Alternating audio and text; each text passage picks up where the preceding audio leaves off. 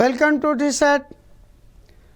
Disaster management విపత్తుల నిర్వహణలో భాగంగా ప్రపంచవ్యాప్తంగా జరిగే విపత్తులు వాటి గురించి సమీక్ష అనే టాపిక్ చర్చించడం జరుగుతుంది. విపత్తులు అనేటివి మానవ నాగరికత నుంచి మనతో విపత్తులు అనేటివి సహజీవనం చేయడం జరుగుతుంది. ప్రపంచవ్యాప్తంగా భారతదేశంలో అనేక రకాల విపత్తులు జరుగుతున్నవి. అందులో భాగంగా ప్రపంచవ్యాప్తంగా జరిగిన విపత్తులు వాటికి సంబంధించిన సమీక్ష centre for research on the epidemiology of disaster రూపొందించిన ఇంటర్నేషనల్ డిజాస్టర్ డేటాబేస్ ప్రకారం ప్రపంచవ్యాప్తంగా విపత్తుల సంఘటనల సంఖ్య 1970లో గడిచిన 100 నుండి 20 సంవత్సరాలలో సుమారు 400 వరకు పెరిగింది. విపత్తులు అనేటివి రాను రాను విపత్తుల సంఖ్య పెరుగుతూనే ఉంది. టెక్నాలజీ ఎంత అభివృద్ధి చెందినా అంతకంటే రెట్టింపు స్థాయిలో విపత్తులు జరుగుతూ ఉన్నవి.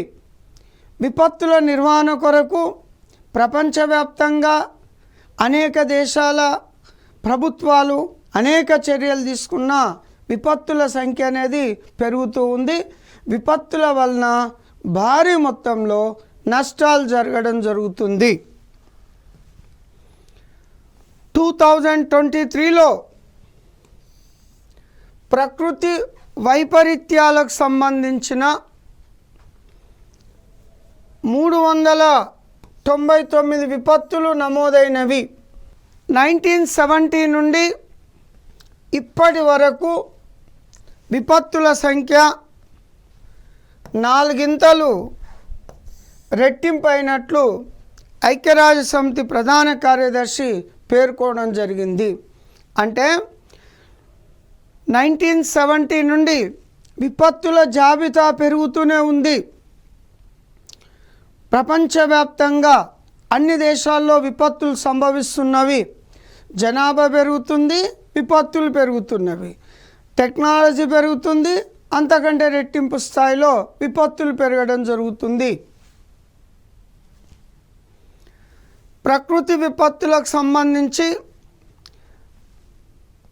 రికార్డు నమోదైంది క్రీస్తు పూర్వం 430లో ప్రారంభమైంది.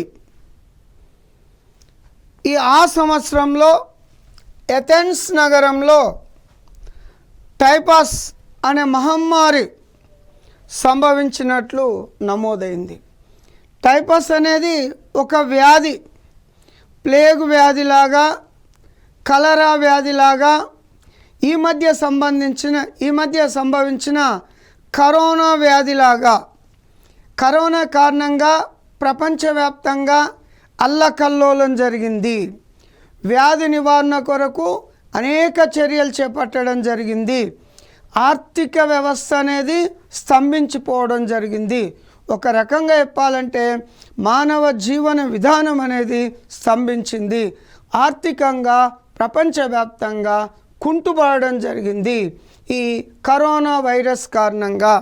అదేవిధంగా ప్రపంచంలో మొట్టమొదటిసారిగా నమోదైన విపత్తు ఎథెన్స్ నగరంలో నమోదు కావడం జరిగింది. టైఫాస్ అనే వ్యాధి సంభవించింది. క్రీస్తు శకం 1556కు ముందు 10 అత్యంత భయంకరమైన ప్రకృతి విపత్తులు సంభవించినవి. 1556 జనవరి 23న చైనాలోని షాంగ్జీ ప్రావిన్సెస్లో సంభవించిన భూకంప తాకిడికి దాదాపు 8,30,000 మంది ప్రాణాలు కోల్పోవడం జరిగింది.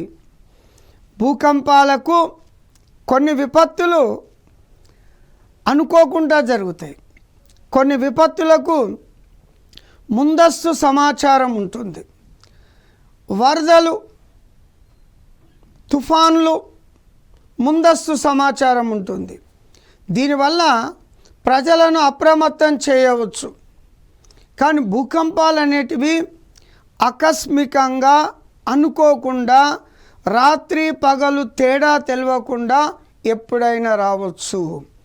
ఇటువంటి విపత్తులు సంభవించినప్పుడు ప్రాణ నష్టం, ఆస్తి నష్టం జరగకుండా భూకంపం సంభవించిన తర్వాత తక్షణం రంగంలో దిగి అభివృద్ధి కార్యక్రమాలు, ప్రాణరక్షణ కార్యక్రమాలు అనేటివి చేపట్టాలి. భూకంపాలు సంభవిస్తే పరిస్థితి ఏ విధంగా ఉంటుంది అనే దానికి ఈ మ్యాప్ నిదర్శనం. ప్రపంచ ముప్పు నివేదిక 2024 ప్రపంచవ్యాప్తంగా అత్యధిక ముప్పు కలిగిన దేశాల జాబితాను వరల్డ్ రిస్క్ రిపోర్ట్ 2024 ప్రకారం మొదటి 10 దేశాలు: ఫిలిప్పీన్స్ 46.91% ముప్పు కలిగి ఉంది. ఇండోనేషియా 41.13% ముప్పు కలిగి ఉంది. భారతదేశం 40.96% ముప్పు కలిగి ఉంది. కొలంబియా 37.81% ముప్పు కలిగి ఉంది. మెక్సికో 35.93% ముప్పు కలిగి ఉంది. మయన్మార్ 35.85% ముప్పు కలిగి ఉంది. మొజంబిక్ 34.44% ముప్పు కలిగి ఉంది. రష్యన్ ఫెడరేషన్ 28.12% ముప్పు కలిగి ఉంది. బంగ్లాదేశ్ 27.73% ముప్పు కలిగి ఉంది. పాకిస్తాన్ 27.02% ముప్పు కలిగి ఉండడం జరిగింది. ఈ నివేదికను బట్టి ప్రపంచవ్యాప్తంగా అభివృద్ధి చెందని దేశాలు, చెందుతున్న దేశాలు, ముఖ్యంగా ఆసియా, ఆఫ్రికా ఖండంలో ఉన్న దేశాలు, జనాభా అత్యధికంగా ఉన్న దేశాల్లోనే విపత్తుల ముప్పు ఎక్కువగా కలిగి ఉన్నదని మనకు అర్థం కావడం జరుగుతూ ఉంటుంది. విపత్తులపై అవగాహన కలిగిన మొదటి 10 దేశాలు. చాలా దేశాల్లో విపత్తులపైన అవగాహన ఉండదు. సపోజ్ జపాన్లో చిన్న పిల్లల నుండి భూకంపాలపైన వారికి అవగాహన కల్పించడం జరుగుతుంది. సునామీలపైన అవగాహన కల్పించడం జరుగుతుంది. కొన్ని దేశాల్లో అవగాహన తక్కువగా ఉండడం జరుగుతుంది. ప్రపంచవ్యాప్తంగా విపత్తులపైన అవగాహన కలిగిన దేశాలు తీసుకున్నట్లయితే China 64.59%, Mexico 50.08%, Japan 43.67%, Philippines 39.99%, Indonesia 39.89%, United states of America 39.59%, భారతదేశం 35.99%, కొలంబియా 31.54%, ఆస్ట్రేలియా 31.21%, రష్యన్ ఫెడరేషన్ 28.35%. ఇక ప్రపంచవ్యాప్తంగా అత్యంత దుర్బలత్వం కలిగిన మొదటి 10 దేశాలు. దుర్బలత్వం అంటే ఒక విపత్తు సంభవించినప్పుడు ఇంకో విపత్తు సంభవించవచ్చు.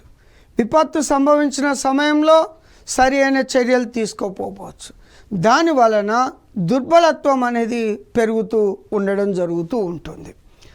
సెంట్రల్ ఆఫ్రికన్ రిపబ్లిక్ అత్యంత దుర్బలత్వం కలిగిన మొదటి దేశం. నెక్స్ట్ దక్షిణ Sudan, next Chad, next democratic republic of Congo, దాదాపు ఆఫ్రికా ఖండంలో ఉన్న దేశాలు, వీటితో పాటు Somalia and Afghanistan, Nigeria, Ethiopia, Yemen, ఇవి అత్యంత దుర్బలత్వం కలిగిన మొదటి 10 దేశాలు. విపత్తుల పరంగా అత్యంత దుర్బలత్వం కలిగి ఉన్నవి. ప్రపంచవ్యాప్తంగా విపత్తులపైన సమాచారాన్ని ఇవ్వడానికి, సమాచార సేకరణ కొరకు, ప్రజలను అప్రమత్తం చేయడానికి అనేక రకాల సంస్థలను ఏర్పాటు చేయడం జరిగింది. అందులో ఒకటి పసిఫిక్ సునామీ వార్నింగ్ సెంటర్. ప్రధాన కార్యాలయం అమెరికాలోని హవాయి దీవులు. హవాయి దీవులు అనేటివి పసిఫిక్ మహాసముద్రంలో ఉన్న అమెరికాకు సంబంధించిన ఒక రాష్ట్రం. ఈ రాష్ట్రంలో ఇవా బీచ్ అనే ప్రాంతంలో సునామీ వార్నింగ్ సెంటర్ కలదు. ప్రపంచవ్యాప్తంగా ఎక్కువ అగ్నిపర్వతాలు, ఎక్కువ భూకంపాలు సంభవించేది పసిఫిక్ మహాసముద్రంలో. పసిఫిక్ మహాసముద్రంలో రెక్టార్ స్కేల్ పైన 7.5 కంటే ఎక్కువ భూకంపం సంభవించినప్పుడు సునామీ హెచ్చరికను పసిఫిక్ మహాసముద్రం చుట్టుగల దేశాల్లో జారీ చేయడం జరుగుతుంది. జారీ చేయడం వల్ల కొంత అప్రమత్తత కలిగిన ప్రజలు సురక్షితమైన చర్యలకు, ప్రాంతాలకు పోవడం జరుగుతూ ఉంటుంది. ఇక ఇంటర్నేషనల్ సునామీ ఇన్ఫర్మేషన్ సెంటర్ ప్రధాన కేంద్రం హవాయి దీవుల్లోని హోనోలు అనే పట్టణంలో కలదు. ఇది కూడా పసిఫిక్ మహాసముద్రంలోనే ఉండడం జరుగుతుంది. ఇది ప్రపంచవ్యాప్తంగా ఉన్న పసిఫిక్ సునామీ వార్నింగ్ సెంటర్ కార్యాలయం. పసిఫిక్ సునామీ వార్నింగ్ సెంటర్ కార్యాలయం పసిఫిక్ ప్రాంతంలో సునామీ హెచ్చరిక వ్యవస్థను, హెచ్చరిక సమన్వయ గ్రూప్ ప్రధాన కార్యాలయం. హెచ్చరిక జారీ చేసినప్పుడు సమన్వయం కొరకు ప్రధాన కార్యాలయాన్ని ఫ్రాన్స్లోని ప్యారిస్ నగరంలో ఏర్పాటు చేయడం జరిగింది. ఈ ఆసియా ఖండానికి సంబంధించి ఆసియన్ డిజాస్టర్ రిడక్షన్ సెంటర్ జపాన్లోని కోబా నగరంలో ఏర్పాటు చేయడం జరిగింది. అత్యంత విపత్తు భరిత దేశాల్లో జపాన్ ఒకటి. జపాన్లో భూకంపాలు సంభవిస్తాయి, అగ్నిపర్వతాలు పేలడం జరుగుతుంది, సునామీలు కూడా సంభవించడం జరుగుతుంది. ఓసారి భూకంపం వస్తే సునామీ వస్తుంది, సునామీ వస్తే అగ్నిపర్వతాలు పేలడం జరుగుతుంది. ఈ సునామీ కారణంగా జపాన్లోని చుట్టుపక్కల ప్రాంతాల్లో అణు విద్యుత్ కేంద్రాల్లో కూడా ప్రమాదం సంభవించింది. Example Fukushima nuclear reactor blast. ఇది అనేక రకాల విపత్తులకు ఉదాహరణగా చెప్పచ్చు. ఆసియన్ డిజాస్టర్ రిడక్షన్ సెంటర్ ప్రధాన కార్యాలయం థాయిలాండ్ రాజధాని బ్యాంకాక్లో కలదు. ప్రపంచ వాతావరణ సంస్థ ప్రధాన కార్యాలయం స్విట్జర్లాండ్లోని జెనీవాలో కలదు. సార్క్ డిజాస్టర్ మేనేజ్మెంట్ ప్రధాన కార్యాలయం న్యూఢిల్లీలో కలదు. ఈ మధ్య జరిగిన ఎగ్జామ్స్లో ప్రపంచవ్యాప్తంగా ఉన్న విపత్తులకు సంబంధించిన కార్యాలయాల గురించి ఎగ్జామ్లో క్వశ్చన్స్ అడగడం జరిగింది. చాలాసార్లు ప్రపంచ సునామీ ఇన్ఫర్మేషన్ సెంటర్, ప్రపంచ సునామీ హెచ్చరిక వ్యవస్థ, ప్రపంచ వాతావరణ ప్రధాన కార్యాలయం గురించి చాలా ఎగ్జామ్స్లో రిపీట్ కావడం జరిగింది. వరల్డ్ మెట్రాలజికల్ ఆర్గనైజేషన్ ప్రధాన కార్యాలయం, సార్క్ డిజాస్టర్ మేనేజ్మెంట్ సెంటర్ అంటే దక్షిణాసియా దేశాలకు సంబంధించిన ప్రధాన కార్యాలయం SAARC disaster management centre. Next, inter government panel on climate change ప్రధాన కార్యాలయం స్విట్జర్లాండ్లోని జెనీవాలో కలదు. ఇక ప్రతి సంవత్సరం అక్టోబర్ 13న అంతర్జాతీయ విపత్తు కుదింపు దినంగా పాటిస్తారు. అంటే సునామీ పైన ప్రజలకు అవగాహన కలిగించడానికి, విపత్తులకు సంబంధించిన తక్కువ నష్ట నివారణ కొరకు ఓసారి జపాన్లో పెద్ద మొత్తంలో మనకు విపత్తులు సంభవించినప్పుడు ఆ ప్రాంతానికి సంబంధించిన రైతు తన పంట పొలానికి నిప్పు పెట్టుకొని ప్రజలకు అవగాహన కల్పించడం జరిగింది. ఆ గ్రామ ప్రజలను రక్షించడం జరిగింది. అంటే అవగాహన కొరకు. జాతీయ విపత్తు నిర్వహణ దినోత్సవం అక్టోబర్ 29, దేశవ్యాప్తంగా అక్టోబర్ 29ని జాతీయ విపత్తు నిర్వహణ దినోత్సవంగా జరుపుకోవడం జరుగుతుంది. ఇక జాతీయ విపత్తు ప్రతిస్పందన దళం వ్యవస్థాపక దినోత్సవం జనవరి 19. అంటే డిజాస్టర్ మేనేజ్మెంట్ రెస్పాన్స్ ఫోర్స్ ఏదైనా విపత్తు జరిగినప్పుడు సాధారణంగా లోకల్గా ఉండే పోలీస్ వ్యవస్థకు అవగాహన లేకపోవచ్చు. కాబట్టి ఏదైనా విపత్తు జరిగినప్పుడు దానిపైన చర్యలు తీసుకోవడానికి, సహాయం చేయడానికి దేశవ్యాప్తంగా డిజాస్టర్ రెస్పాన్స్ ఫోర్స్ను ఏర్పాటు చేయడం జరిగింది. దేశ స్థాయిలో, జాతీయ స్థాయిలో, రాష్ట్ర స్థాయిలో, జిల్లాల స్థాయిలో మరియు గ్రామీణ ప్రాంతాల్లో గ్రామ రక్షక కమిటీలను ఏర్పాటు చేసి డిజాస్టర్ పైన అవగాహన కల్పించడం జరుగుతుంది. సపోజ్ ముంబైలో హోటల్ తాజ్ పైన దాడి జరిగినప్పుడు ఆ సందర్భంలో అక్కడ దగ్గరలో బ్లాక్ క్యాట్ కమాండోస్ లేరు. ఢిల్లీ నుంచి ముంబై వచ్చే వరకు జరగవలసిన నష్టం జరిగిపోయింది. కాబట్టి ఆయా ప్రాంతాలలో విపత్తుకు సంబంధించి ముప్పు కలిగి ఉన్న ప్రాంతాలలో ఉగ్రవాద దాడి కావచ్చు, బాంబు బ్లాస్ట్ కావచ్చు, అదేగాక ఈ మధ్య తక్కువ వ్యవధిలో ఎక్కువ మందికి విస్తరించే విధంగా బయోవార్ ఇటువంటి సంఘటనలపైన పర్టికులర్గా ట్రైనింగ్ ఇచ్చి ప్రత్యేక డిజాస్టర్ రెస్పాన్స్ ఫోర్స్ దళాలను ఏర్పాటు చేయడం జరుగుతుంది. మొన్న ఈ మధ్య జరిగిన విజయవాడ వరదల్లో కానీ, ఖమ్మం వరదల్లో కానీ డిజాస్టర్ రెస్పాన్స్ ఫోర్స్ వచ్చి అనేక మందిని సహాయం చేయడం జరిగింది, ప్రాణ నష్టాన్ని నివారించడం జరిగింది. ఆ విధంగా దేశవ్యాప్తంగా నేషనల్ డిజాస్టర్ రెస్పాన్స్ ఫోర్స్, రాష్ట్ర వ్యాప్తంగా స్టేట్ డిజాస్టర్ రెస్పాన్స్ ఫోర్స్, జిల్లా వ్యాప్తంగా డిస్ట్రిక్ట్ డిజాస్టర్ రెస్పాన్స్ ఫోర్స్, గ్రామీణ ప్రాంతంలో గ్రామ రక్షక కమిటీలను ఏర్పాటు చేయడం జరిగింది. గ్రామ రక్షక కమిటీలు అంటే ఏదైనా అనుకోని సంఘటన జరిగినప్పుడు ఓ పాము గరిసింది అనుకున్నాం, దానికి సంబంధించిన పర్టికులర్ వ్యక్తులు ఉండడం జరుగుతుంది.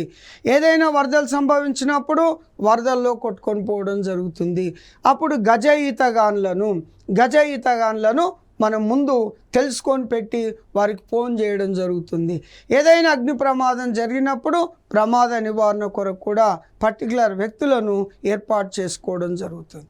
అంటే కొన్ని సంఘటనలు చెప్పి జరగవు, కొన్ని అనుకోకుండా జరుగుతాయి. అనుకోకుండా జరిగే సంఘటనలపైన ఈ డిజాస్టర్ రెస్పాన్స్ ఫోర్స్ అనేది త్వరగా స్పందించి చర్యలు తీసుకోవడం జరుగుతూ ఉంటుంది. ఇక ఇంటర్నేషనల్ డిజాస్టర్స్ వరల్డ్ వైజ్, ప్రపంచవ్యాప్తంగా జరిగిన విపత్తులు తీసుకున్నట్లయితే హైతీ అనే దేశంలో పెద్ద మొత్తంలో భూకంపం సంభవించడం వల్ల దాదాపు 2,22,570 మంది చనిపోవడం జరిగింది. యూరోప్లో పెద్ద మొత్తంలో ప్రమాదాలు జరిగినాయి. అదేవిధంగా టర్కీ, అదేవిధంగా Russia, China, Pakistan, Japan tsunami కారణంగా 19,846 మెంబర్స్ చనిపోవడం జరిగింది.